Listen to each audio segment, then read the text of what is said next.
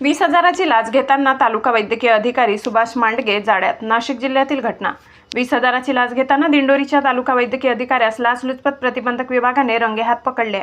सुभाष हरिभाऊ मांडगे, वय वर्ष 44, तालुका वैद्यकीय अधिकारी वर्ग 1, दिंडोरी पंचायत समिती दिंडोरी, जिल्हा नाशिक, राहणार फ्लॅट नंबर 2, श्री शक्ती अपार्टमेंट, कलानगर, म्हसरूड, तालुका जिल्हा नाशिक, 42-20-04 असे लाच घेणाऱ्याचे नाव आहे.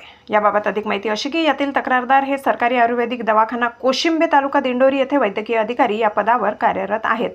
त्यांच्या दवाखान्यात सन 2020, 2021 ते 2023-24 पर्यंत शासनाकडून प्राप्त अनुदान म्हणून विविध कामासाठी आलेल्या 2,27,000 असा निधी दवाखान्याच्या विविध कामासाठी वापरण्यात आला. सदर खर्चाबाबतचे लेखापरीक्षण झाले आहे. तरी देखील आरोपी मांडगे यांनी तक्रारदार यांच्याकडे वर नमूद कालावधी शासनाकडून प्राप्त 2,27,000 असा निधीवर कमिशन म्हणून काही रक्कम लाचेची मागणी केली. सदर लाच रक्कम काल कलानगर, म्हसरूड, तालुका जिल्हा नाशिक येथे पक्ष साक्षीदार यांच्या समक्ष 2,27,000 रुपयाच्या 10% रक्कम बक्षीस स्वरूपात लाच म्हणून 20,000 रुपये मागितले.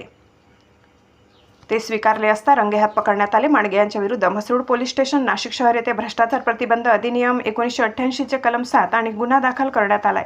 ही कारवाई पोलीस अधीक्षक शर्मिष्ठा वालावलकर यांच्या मार्गदर्शनाखाली पोलीस निरीक्षक नितीन पाटील, पोलीस नाईक विनोद चौधरी, पोलीस शिपाई अनिल गांगुर्डे, चालक पोलीस नाईक परशुराम जाधव यांनी केली. S9 TV प्रतिनिधी शरद पवार, चिंचवे.